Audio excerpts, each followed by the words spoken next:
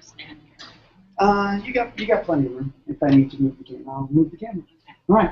Good morning, everybody. Welcome to 18F and the latest edition of 18F Presents. We are pleased to bring in Livia Labate from NPR and one of the Knight Fellows over there. And this is just part of an ongoing series. We will have these probably every month as we can get them. We are streaming this live, so you can hopefully out there in TV land say hello. If you'd like to tweet about this, please use the hashtag 18FLive, and there are our appropriate Twitter handles as well. So without further ado, and to not take up any more of her time, Livia. Thank you. Hello, welcome. My name is Livia Labate. I'm a digital product designer. I have worked with very large companies like the BBC, Comcast, Narrative International, working on digital services, much like you guys. Usually serving very large audiences, much like you guys. I usually have been part of teams where I'm developing a design practice and managing other people and other managers. This, however, is what I'm calling my Monty Python year, where I am doing something. And I am currently, like you said, a Mozilla Fellow with Open News, which is a partnership between United Nations and Mozilla to foster the community of people creating. So I'm currently working with NPR. Thank you for having me today. Really appreciate it. And a hard act to follow after Steve, which sounds like a fantastic presentation. And I would really love it if you ask questions as we go along. We don't have to wait, and especially if like you want to clarify something, you want more details about something, just raise your hand. And if you could, you could tweet questions at me so that later I can incorporate your questions in future versions of this talk. It really helps me out a lot. Appreciate that. But I will review everything later as we go. I have some notes, but I want to make sure I cover certain things so that the thread can make sense. So excuse me as I flip through things here. I understand we have a mix of different expertise and skills in the room, so I first want to start out by asking, who here gets regular feedback as part of your work? Whether that's sort of like annual reviews or weekly check-ins with your boss or maybe with peer coaching. Is this something that's part of your, okay, so you're no stranger to getting feedback about yourself. So now I want you to think about all the feedback you've received in your career so far. Like you've gotten different kinds of feedback for different reasons. So as you think of this whole body of work, consider both kinds of feedback. The affirming feedback, the kind of reinforces positive behavior. So usually we think of this as praise. Like, what are the times that people are like, you did an amazing job because. And also the adjusting kind of feedback, the kinds that seek to correct some behaviors or something you can improve on, building a skill or something like that, or developing a way to relate to other people, something in that area. So let's take a minute and just think about that. Think of some examples. And I would love it if you could raise your hand and give me some examples. I'll give you a moment. Any takers? Don't be shy. There is no wrong. I mean, you see some feedback, whether you liked it or it was the right feedback, it doesn't matter. Just what kind of it. Anything. Please. Well, at one note, I got very positive feedback from my boss. I just hadn't been there very long at the Boston, but I was able to come in, establish great working relationships with people that I didn't pick up the job really quickly. That's great. And that feels really good, especially as you're coming new, to just get that. It's like, okay, I can do more of that. Now people understand that I'm good at it. That's really good. Any other examples? That's great. So I want you to just keep those things in mind, and as we go through things, I'll come back to that. So the most consistent piece of feedback that I've received in my career has been how I deal with the most unpleasant, irritating, unprofessional, and sometimes incompetent people. This is not a humble brag. It's a total brag. Because it's a consistent feedback that has allowed me to do a lot of things. How despite who I have to work with, I'm effective. I find a way through to get things done. So this is exactly what I think. Usually starts with incredulity. People are like, I can't believe you're in this situation. They describe the situation, they describe what I did. And it's usually followed by some commentary about the other person. So I get that a lot. I'm like, oh, that's really interesting. So there's something I'm doing that's working. What is that? So what I'm trying to do is think about it so that I can share some of it. But this is what our day-to-day encounters are filled with. It's not always pictures or show stopping. It's usually small things like microaggressions or covert impediments, things that undermine your ability to get things done. Whatever it is that you're trying to get done. Right? They're just nagging at you, and sometimes you try to dismiss and just try to do your thing, but it's just really stopping you. So how do we deal with that? Usually when something happens in the moment, you're thinking, why won't they just do the right thing? So obvious, it's little things. Like, what does it take? Why is it so hard? You know, show up to me on time. You know, commit your code with a committed essay. Don't just throw it in the repo. You know, what's going on? Label your Photoshop file later, whatever it is. Invite me to our team project kickoff. It's like that, right? It's like it doesn't feel like it's enough to really derail things, but you know, we got enough of those things going on. And you really, you know, hinders your ability to get things done. You're just really trying to get something done. So why are they being done, right? Usually start out believing that they know better, but it's very like, come on, I know, just do it. And over time, you kind of lose faith. You're like, oh, that person's just that way, or they start making a lot of judgment calls about how they're approaching things. So it's really perplexing. You really don't know how to handle that. So my intent here is to just offer some ways to handle those situations or how to work through them. And it's really activity agnostic. It doesn't matter whether you, I don't know specifically what your job is, whether you a designer, a developer, a project manager, whatever different role you might have. The intent here is to just present a way to think about these situations and examine them so you can make whatever decision makes sense for you. And it's not some fancy framework that I created a method or anything like that. It's simply how I've been coaching people and the teams that I've been in to pick what should they pay attention to in order to make better decisions and be more effective and actually get things done, despite little things actually just coming at them as they go through place. So I'm making just some basic assumptions as I'm going through. One is you want to actually be effective, right? You're not just sort of posting on, you have something you want to do and you want to get through to it. Right? Basic assumption. The second one is you value professional and respectful work practice. And that's not a light assumption because you can't be effective, but also a real jerk.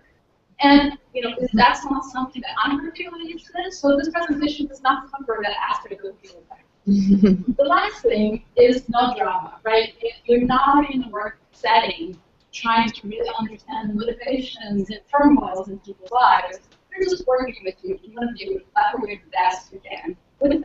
So with that in mind, this is my entire presentation. I wanted to just say up front, because if you have to leave the room, you can go after this, so you know what the concept is, right? So focus on behaviors, relate to people as individuals, trust and encourage people's ability to change, offer and welcome feedback, and take the long view. So I don't want to just like, now I'm going to cover every single point that I'm making. This is the takeaway. I want to talk about what's behind it.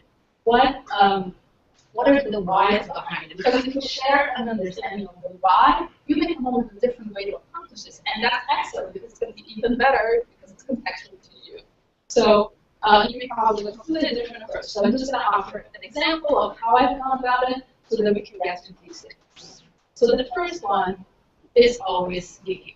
I always start with behavior. Things people do, not what they intend to do, or how they felt about doing it. Intent is really irrelevant because good intentions don't actually make things happen, right? Good intentions does not equal good outcome. Actually, they're not related in any way. The things that you can actually act on are behaviors. Focusing on behavior allows you to examine the situation as a cause and effect situation, which is a really clear way to to figure out where you are, where you stand, and what you need to do. So for every situation that leaves you perplexed, there's sort of a pattern. You're trying to get something done, and then a behavior happens, and there's an impact to you, right? Fairly simple. So behavior is an action, right? Therefore, you can observe it. You can tell that it's a concrete thing, right? You know when it's that thing or another thing. And it's even measurable, which is why, from a management standpoint, it's something that you want to pay attention to because it's the aggregate of behaviors is really performance. That's why from like annual reviews and things like that, those are the kinds of things that you're really looking at. But you are what you do, not what you say or wish you were. You are what you do. But it's really hard to parse out behavior from emotions and intent when you're in the situation, when you're in the moment. So here's a trick. This is what I've been using. I hadn't actually explicitly drawn it out. I'm like, oh, this may be helpful. I usually do this in my head. I draw these two things, and if you do it a few times, you probably get used to it and you can just do it in your head. I draw these two lines. One is about the action, and the other is about the consequence, right? On top of the first line, I write down what is the behavior. Like in this particular situation, what's the behavior? Concrete action that was taken. And then what's the impact of that? Also a behavior, a ramification of that action. And usually the reason why we're doing this is because something bad happened, right? But it could be something good, right? Like the example you guys gave is perfect because someone noticed and assessed this and gave you that feedback. That's an ideal scenario, right? So it's sort of agnostic also to the quality of the situation. You can use it at any point. And then I think about my impressions of what just happened. Like, how did I perceive this moment, right? And lastly, how it made me feel. And it's like you're kind of forcing some things that usually come together and intertwine. And I found that if we don't put the effort in making these distinctions, feelings and impressions are misunderstood as impact and consequence. And that's when you get stuck and you don't know how to address the situation. You feel how you feel, right? There's no good or bad feeling. You're just going to feel however you feel. So that's not something to change. The only thing you can change is whether that impact is going to happen again if that behavior repeats itself, right? So it can take different forms. So let's take a look at an example so that this can make a little more sense. So let's say you have a situation and you first describe the situation like this. PM excluded me from a meeting on purpose. Okay, so what's the behavior here? This is not a behavior. This is like a situation. There's some behavior there. There's some judgment I'm making. It's sort of general, a meaning, one meaning, right? So try to peel that out until you kind of get to the core of it, right? So Robin, the specific person, did not include me in the kickoff meeting for our project. Okay, that's a very explicit thing. I can do something about that, right? And I usually go in sort of an X pattern. It will make sense in a second. So my first reaction is however I'm feeling. It's not like how I try to parse it out. It's like my immediate reaction is I feel excluded. I feel not visible. I may feel unappreciated. And it feels like my input doesn't count. Otherwise, they would have, of course, included me in that kickoff meeting. I'm part of the project. It makes no sense, right? So I feel like Robin did it on purpose. There's something behind this that I don't know what's going on that I need to figure out. Or it doesn't understand my role. Like maybe they think, I'm the designer, so I really don't need to be there for some reason. Or they're just incompetent. Like, you're a project manager. Why would you not include the members of your team on the kickoff, right? You start thinking about like what could be behind something. And then maybe as you peel these things off and you kind of let it go, I always say like get your yayas out first. Like just put them down, help reflect on them. And then you can focus on, okay, like, well, I may not like this, but what is the actual consequence here, right? There was a kickoff meeting and they didn't benefit from my input, right? I have this expertise and I had ideas about this thing that we're going to be participating on together, right? So they didn't have that benefit. So that's really the impact of that situation. So the idea here is that this helps frame your problem space, right? It helps separate what's what. Let's try another example. Let's say Joe showed my work to others without clearing it with me first. Obviously, I have a problem with that because I identify that as something I want to observe in more detail. I feel betrayed, used. I did all this work, and then someone else went and showed it off. I don't feel trusted to present. Like, is this a sort of a passive way to say, like, you're a terrible presenter? Like, it makes me concerned about completely unrelated things, right? Undervalued, just a pair of hands. Like, I don't actually get to collaborate. Just do my work and hand it over. Like, it doesn't make me feel good, right? And maybe I start thinking about bigger things. Like, Joe is deceiving. Like, I share my work with them. I trusted them, and they just went off and did something else. Or they're trying to get my promotion or something. Like, you can start escalating. So the point here is that you can go really wild in your interpretation of the situation, and that's okay. Just put it over here so that you can parse that out in a meaningful way. Or let's say he was presenting a design, but Joe doesn't know how to run a design review. There's certain assumptions in the design review. For example, the person who designed has to be the one presenting the design, right? So if they don't know how to do that, that's a problem, right? So, but the actual impact is others were not able to ask me questions or hear my decision-making rationale, right? So maybe Joe did the best that he could to do that, but he was never the person who actually did it. So another situation to illustrate sort of how to parse things out and break them down to details. So what's the big idea here, right? So what this does is to help us first, above the line, are concrete, actionable things. They're factual. They create a feedback opportunity, right? Once you identify the consequence, you can go back to the person and say, you know, when this happens, this is the outcome. Like, maybe we can change that.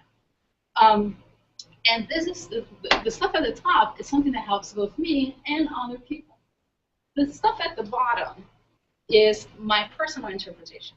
So it helps my internal process, but it really has no use for anyone else. And that's okay. That's the point of doing this, is that you can take those things out and use them to inform your response. But if you start talking about your impressions or your feelings, you're not actually going to give very valuable feedback about the behavior that is the problem, right? And the things at the bottom might even change with time, right? It's that my response to a situation right now as it happened and how I'll recall the situation 3 weeks from now might be vastly different, right? I may just let some things go. It's not that big a deal. I start minimizing. But, you know, next time it happens, I'm going to feel all that intensity again.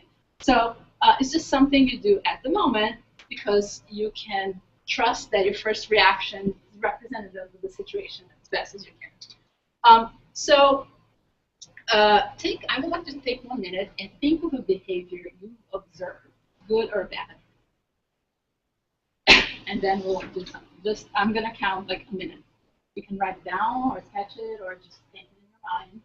And then we'll go through the process together. Okay? 1 minute.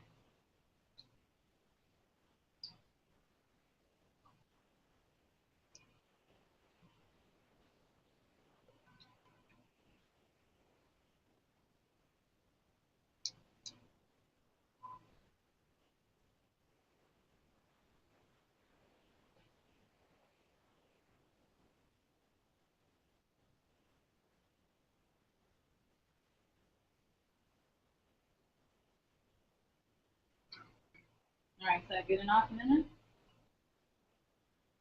May I please have a volunteer with a behavior that they would like to try?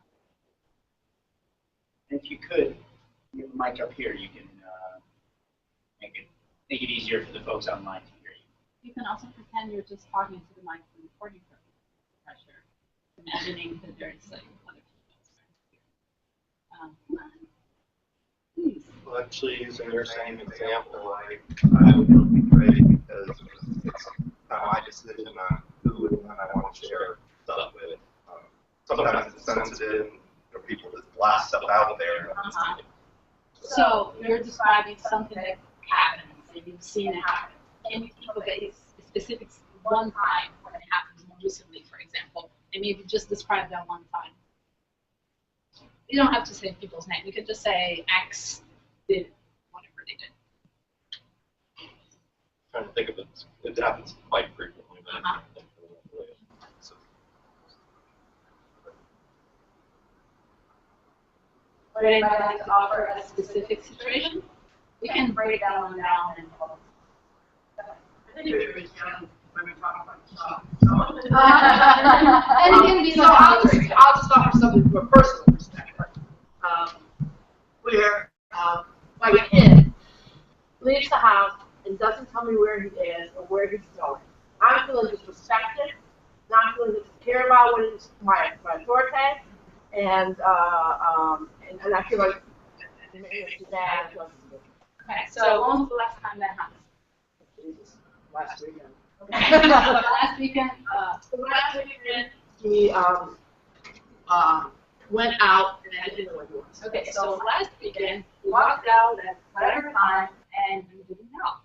With left no information, right? That's the behavior. That's the problem. So it made you feel Angry, made me feel worried, made me feel like I was feeling about this. mm-hmm. So you actually answered the question I was going to ask, which is like, oh, you feel X, Y, and Z. Why? And you're like, oh, the person doesn't care. So one thing you can do is ask why sometimes to generate a little more detail as you're doing this. So your impression of how he's treating this first situation is, It was just like he didn't care about me, and he was disrespecting me and didn't understand my point of view. and he needs to do that. Right. So he also ignored and he already knows too. Right? So those are things that sort of accumulate. So that is the behavior, right? All the impact. Well, the impact was that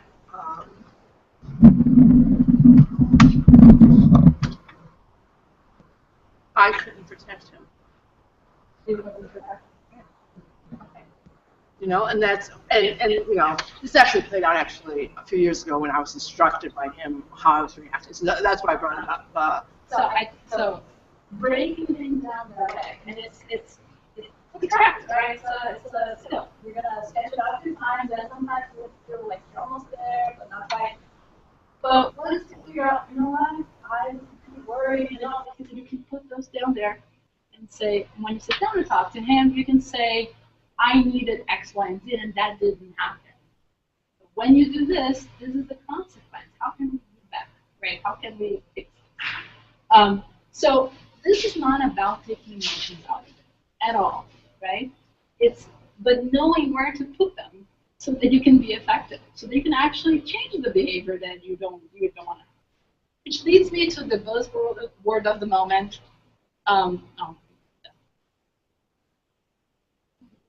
Empathy. I hear the word empathy every day, multiple times, for a variety of reasons.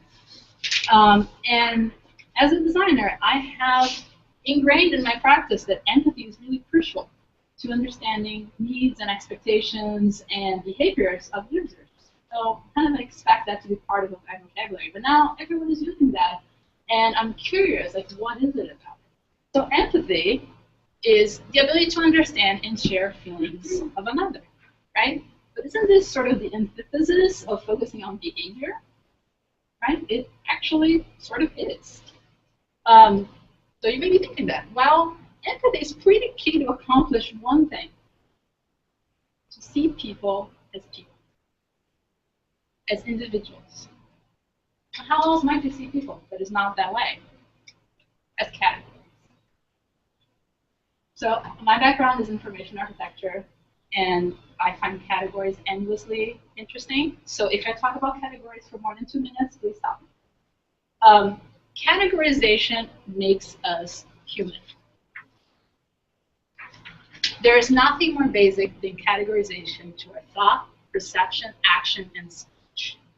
So what defines categories has evolved significantly over the years. And it's much more nuanced than what we usually describe as a category. It's usually like things that share a common property, right? It's sort of an abstract container. You know, things that are inside share that characteristic, things that are outside don't share that characteristic. There's a lot more to categories than that, which I will not go into. Today I just want to focus on the act of categorizing. So most categorization is automatic and unconscious. You are not even aware that you're creating a category, you're placing someone in a category. We only notice it when it clashes, when it's problematic. Often because someone else has a different interpretation of how something fits into a category. So why are all the superhero toys not in the girl toy aisle in the store? Why is it all pink, right? For a while, there was less questioning of that openly. Now we hear a lot of discourse about that. There's some critical mass of people are sharing that that category is problematic. Whenever we see something as a kind of thing rather than the thing itself, we're categorizing. Whenever we reason about a kind of thing, whenever we pass a value judgment on a kind of thing, we're inferring on the aggregate, not on the specific one thing, right? Because we automatically categorize, we start relating to people as the group of attributes we think they have, not themselves. Which is why empathy with people at a human level is really essential. So it's not actually at odds with looking at behavior. It is the ability to actually understand them as people. So it allows us to not lose sight of the specific circumstance you're addressing. You're trying to get something done. Your issue is not with every project manager. Your issue is not with the profession of project management. Your issue is with Robin, who did not invite you, than me, right? So it would be very easy if you only think in terms of categories to now hold this huge grudge for project managers. That's a thing that happens to do a lot. So bringing it back to a personal level. So let's look at a concrete example for that. Designers rarely get the technical effort needed to implement an idea. As a developer, I feel taken for granted, annoyed, and irritable when I talk to designers. Designers are clueless about technical implementation. That's something that, at the end of the day, that's just how I feel about it. And I have to waste time negotiating impossible deadlines because of the situation. So what are the issues here? So what do you guys think? What are some issues that you see right away? I have to waste time doesn't belong at the top. Okay. Right. Why? It's a personal feeling that you have about the action that's taking place. Perfect. So there are so many different things here we can point out, right?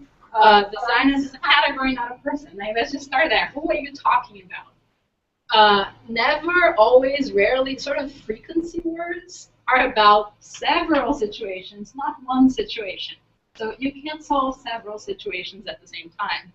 This is an observation, an inference, and not a distinct behavior, right? It goes both ways. When you see yourself as a role, like I am a developer and I feel this way, you are trying to represent, you're over-representing your feelings, right? That's not how developers in general feel. You feel their way, so it doesn't matter for them. And the generalized impact is also a pattern of behavior, so it doesn't really fit. So categories are useful for summarizing complex information, simplifying things. So you understand base assumptions. So when you introduce to someone, it's like, hey, this is Rashmi, this is the designer. The fact that you understand what a designer is and the capacity helps you just start talking to that person. Like, you don't want to understand, like, what is a designer? Every time you hear it, it is very helpful in terms of simplification. But categories are terrible for drawing conclusions on specific circumstances. So it's the concept of other, right? You distance yourself from another person, us, them, situation.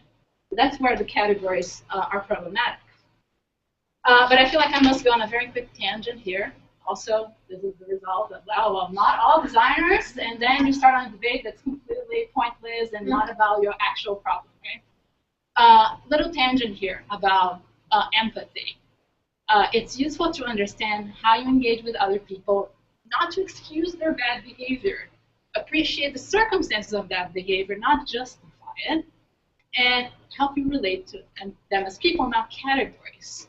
But it doesn't mean you're just going to be more accepting of the bad behavior. Like, that's, none of it is sort of used as a crutch for the behavior that you're trying to change that's getting in your way. And like I said, it's not excluding emotions from the setting, but making them part of the conversation.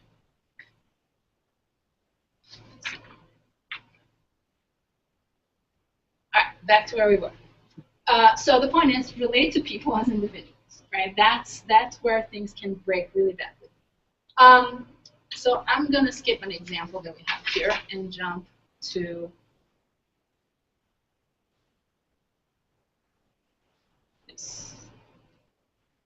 Okay, so, all right, this is great, so what, right? You might be thinking, okay, this helps me diagnose the situation. I have much more awareness of what's going on. I can think about it more clearly, but then what, right? How does this help me navigate the impact, and how do I work through the issue? And for that, I have brains. So for 400 years, mainstream science and medicine saw the brain as sort of this fixed, immutable thing. Even more recent metaphors of brain as computer are said in that way, right? You know, you only have so much RAM, like things like that. However, we now know that this is not true. There's this thing called brain plasticity, or neuroplasticity. It's a property of the brain to change its structure and function as it goes along. That's amazing. Like, I'm fascinated by this. Like, how is not everyone on the same page about this? It's the capability that allows people to recover from cognitive or behavioral dysfunction, whether they had trauma or depression, for example, or loss of a sense, like people go blind, they learn to enhance their other senses. It's pretty amazing. But it's not just activated as sort of this recovery mode. It's always on. This is what actually allows us to change and evolve. Brain plasticity is really what allows us to look at our biases, our bad behaviors, often reinforced by categories we created ourselves, and allows us to modify them and start thinking differently. Sadly, the idea that people are set on their own ways, like we say that a lot. Well, yes, but you can change that. It's not, it's not the end of the line. It's not like you have no agency over it. You do. Sometimes much harder than others. Because of brain plasticity, your brain also physically will change so that the synapses get thicker and thicker on behaviors that encourage and successful. So if you want to change those, it's harder to change than something that's newer and fresher and not as strong. So this is basically my scientific approach to saying, believe in your fellow human beings, right? Trust the science, or don't believe, trust the science that says everyone is capable of change. And using that as your starting point, then you can take some action. Because if you don't believe that this is possible, then don't waste your time trying to change things, right? This is sort of a fundamental assumption, no matter, however your approach. So what can you do to change that behavior in others? When you're feeling frustrated in a situation that prevents you from getting something done, you might have tried different things already. Talk to the person, or maybe your manager, or something like that, to help bring change on. But the thing that allows you to break through is if you do like sort of parse things down and understand more fully, bring the same level of clarity to the other person. And you accomplish that through feedback. It's not some special, different approach. It's feedback. But there's good and bad feedback, right? Feedback is what connects that impact to the original behavior. It's feedback at the most basic level. It's helpful information given to improve something, right? It connects the impact to behavior. Feedback is always offered, not given. First you offer, then you give. That's a pretty important distinction. That's what I'm talking about good bad feedback. So we're going to go through that in a little more detail. Feedback is accepted or refused. Accepting feedback is the first step in the path of change. So you see, it's on the recipient to start the process of change. All you can do is offer a starting point. So remember both kinds of feedback, right? The affirming and adjusting. You want to offer people both, right? So interesting that when I asked an example, both of you had affirming feedback. That's really memorable. Like you feel proud of that. So, all right, what was the last time you gave affirming feedback to a colleague on your last project? Was your last project, did you give any of your colleagues affirming feedback? You may not have given adjusting feedback either. That's fine. But it's much more rare that we give affirming feedback, but we love getting it. That's something you can change. You can offer that. And if you make that part of your culture, you're going to see that it starts growing. and you're going to learn a lot more about how you're doing. You can be more effective. So here's another trick about feedback specifically. Let's take a situation. You start out, say, you offer the feedback. Hi, Joe, may I give you some feedback? And, or you can, vary how you frame it, right? May I share something with you? Probably want to have the person one-on-one. You don't want to say, hey, everybody, let me, share this thing with you. That's not the point because it's an individual, right? Always. So you hear this back. No, thank you. What do you do? What do you do? Maybe you say, if this is something that has an impact on our work, I feel like we really have to talk. Okay. I would advise, that's a first instinct. Absolutely, I totally agree with you. Walk away. You are done. If somebody doesn't want feedback, it does not matter how persuasive, clear, helpful you might be. They don't want it. Do not give it to them. Walk away. But there's other circumstances, right? You come in, say, hey Joe, may I give you some feedback? Not right now. So they may give you a softer no, like, no. Like, they may just talk more about maybe they're uncomfortable at that moment or something. So maybe not right now. Okay, I'll try again later. Not a big deal. You don't need to make a big deal, a big production of it. Because this is the end of part one. You have an end, right? They have your attention. Now they're going to be thinking about it. Oh, I guess they have some feedback from me. I wonder if it's about whatever interactions they've had with you. So this is actually not a bad scenario at all because it gives actually more time for them to think about the feedback you're giving. But those are sort of edge scenarios. The most common scenario that you're going to get is this. Not sure. It's very, unless you're already in a super contentious situation where you've tried different ways to do this and failed, and they failed, and everything is really bad, most of the time, this is the response you're going to get. And a good way to frame that feedback is this. When you describe the behavior, this happens. What is the impact? So if you say, for example, when Joe, when you make sure your team is on time for Scrum, it makes it really easy for us to be in sync and we can get that thing done in no time.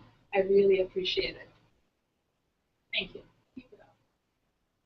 Right? Simple. It doesn't have to be super elaborate. It can be basically the two sentences that you have found the essence for, put them together, and offer that feedback.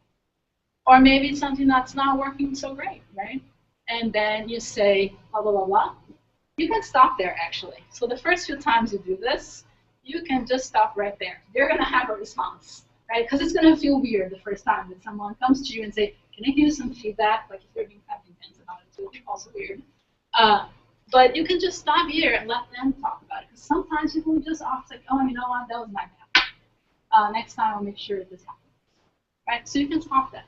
But other times you can ask, if they're not actually offering something, how can you do this differently? So this is a particular phrasing that works well if you have sort of a manager relationship because the person you're managing is expecting you to give that sort of feedback. So it works better in that situation. You can phrase it in different softer terms or whatever is the right circumstance for the person you're interacting with. Occasionally, it may make sense to add, it made me feel blah, blah, blah, which is the other thing you have captured, right? This is a conversation. It's not a script or a recipe to talk to people, right? You're going to be really bad at it first, I promise you. I'm really bad at this. And practice and practice and practice. And my team learned when I first started to do this how awkward it was whenever I started. And they're like, okay. The first time I was like, oh, here it comes. Because I hadn't done it before. And then I gave a lot of affirming feedback. And they're like, oh, okay. So it's sort of just something that we know what's coming. Okay, so every time I would say, may I give you some feedback? They knew that, okay, this is the time to pay attention because there's something probably useful for me there. So it creates a good cycle in that relationship that we have with the person. And if you do that, then this is the beginning, right? You made it to step 0. Now that person has taken the torch and is going to carry it on towards change, right? You made the best effort you could to actually make change happen. In short, focusing on behavior. So behavior, much more valuable than understanding intent. We really overemphasize intent, especially when we're trying to excuse ourselves when we feel screwed up in some way. People, it might make you feel better to express it, but actually it's not very relevant, doesn't help you getting off. Categories create limiting boundaries, right? So apply empathy to make more productive choices of language, actions, attitude, and expect more of people and yourself, right? Their brains can do so much, and so can yours. Just believe in that ability, and don't think, like, I'm not going to offer that person feedback. They're not even going to worry about it. You don't know. Like, assume best intent, and people will surprise you. And offering the feedback in the process, right? It's the way to do that. And the last one is take the long view. And I kind of left that one off a little bit because your idea of how something is going to get done is a lot less important than how something actually gets done. And a lot of times we get in our own way by getting frustrated with, oh, that thing, I expected X, Y, and Z, and you went differently. And then, like, does that thing happen? Well, I knew better. I had a plan. This is not a detour. This is the natural path. Like, the fact that we have to go down this way and that way, we're going to correct the behavior, and then we're going to go forward. That's reality, right? Your idea, your perfect goal, does not trump reality. Reality is actually goes to today. So thinking along view means think about where you actually want to end up. And accept there's going to be many different possible paths there. The best you can do is offer your perspective and think of it in this frame, offering the best tools for others to engage and do in a productive way so that you can be productive. So you're really just starting to get things done. So navigating through the problems and fixing them, don't work around them, right? That's the last parting thought is a lot of times you're like, oh, the person, I'm just going to sit there and picture. Or, just forget about it. Yeah, they never put a opinion on some code. I'm going to read the code, see what's going on. Like, why are you thinking that burden? You don't have to. Just, offer the feedback. They can change. So taking the long view is an investment in people, and the ripples that go beyond getting. Cool. Thank you.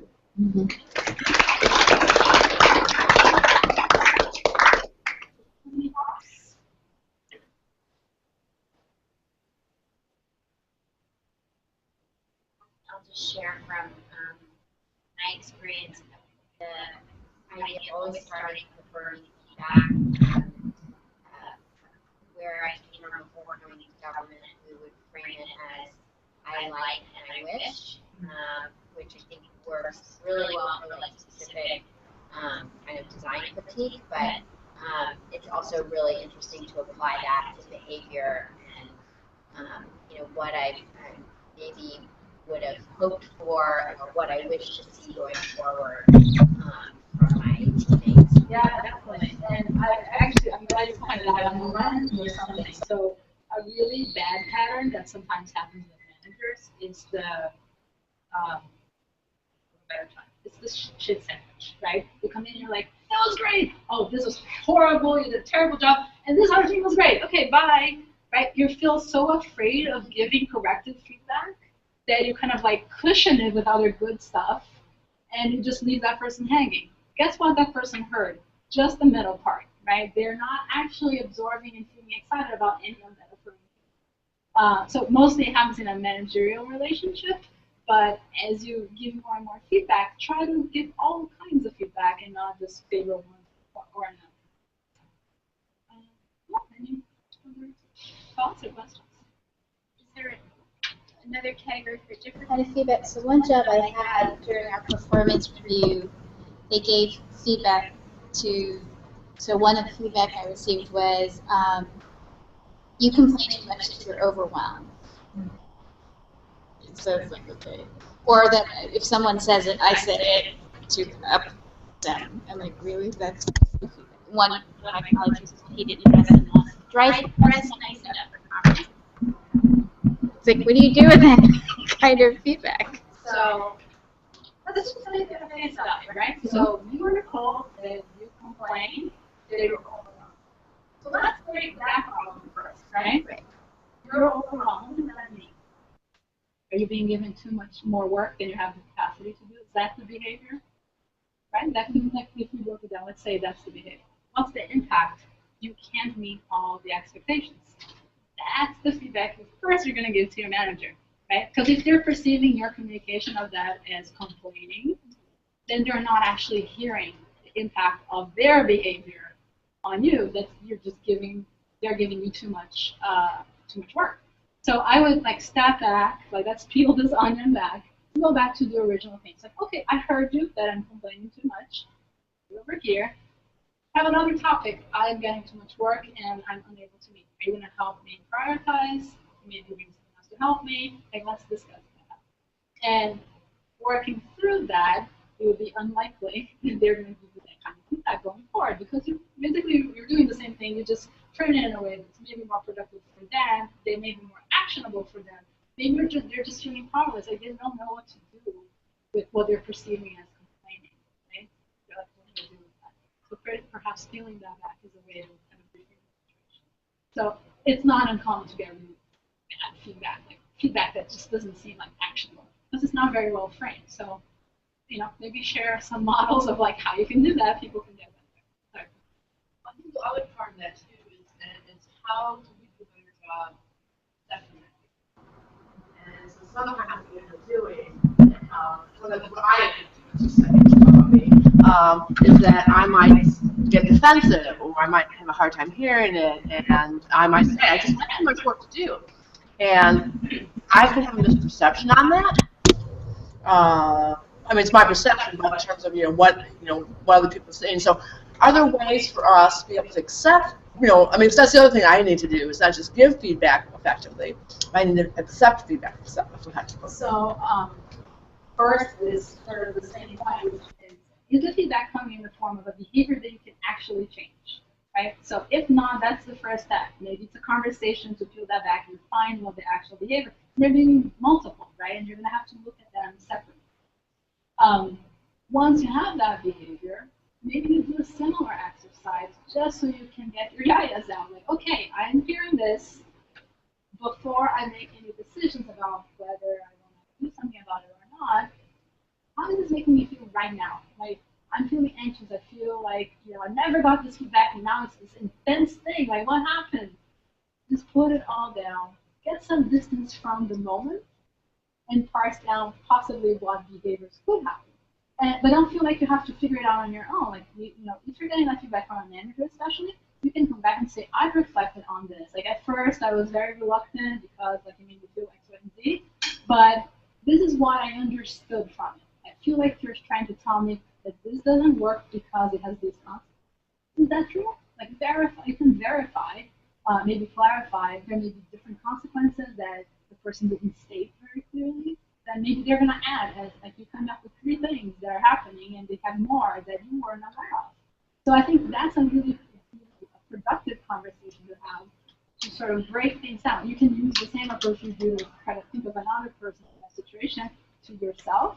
But remember, right, all the feelings and emotions part are just, they're for you, right? They're not going to help persuade or clarify things for other people. But that could be a good way to kind of break it down. Self-awareness is really hard, right? So having some tool to do that possibly helps with that. But it's a really good question, and I think we don't even have very practical ways that we're taught, like how to address those things. So, so you're mentioning his perspective from a manager position. Like, what about for folks who are more junior level, like to provide feedback to help them be better at their work? And like, you're really kind of managing so many other expectations from people who are above you. But like, how can you be effective in a way that like you don't necessarily have like quote unquote power within this structure? Such a good topic. I wish we could hang out and chat about it.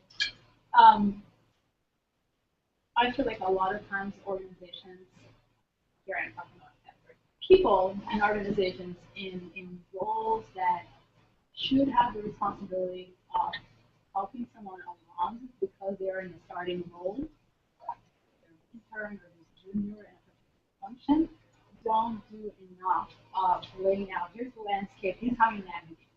So you're now burdened with figuring things out and doing the work, which is really what you should be focusing on.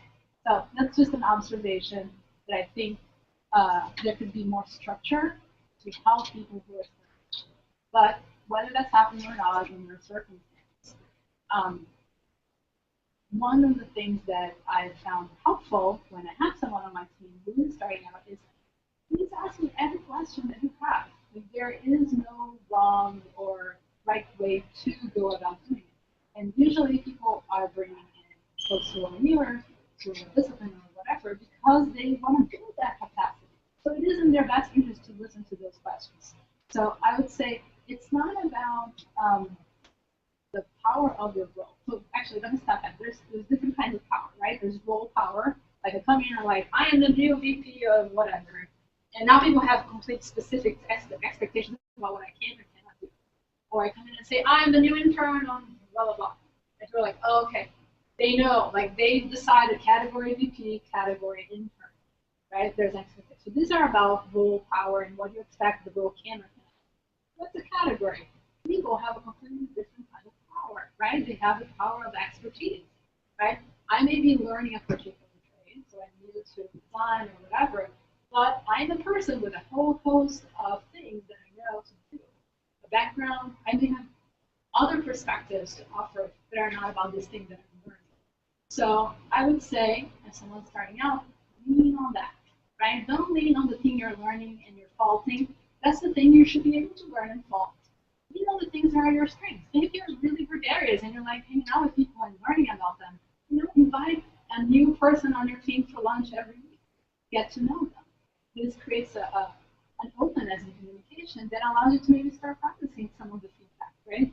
Maybe, they don't know better that you need a little more support from them as a colleague. And by establishing that relationship, you can create that bond and facilitate that process. It has nothing to do with you being new and then being senior. It has about creating that relationship. So I would say, lean on your various strengths, not particularly on the thing you're doing, and the role that you have is really not that important, right? It's only important when people actually use that role power to do something that makes you go, behavior, is very productive. Okay? So does that help a little bit? Any other thoughts? All right. Thank you very much. Oh, go ahead. Sure you go to the site? Oh, of course. Yeah. There's links to further references on the various topics we talked about.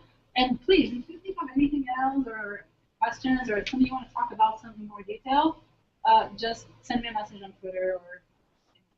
Are the slides posted on Twitter so that people can get them later? I'll post them now as soon as we're done. Awesome. Thank you. Thank you.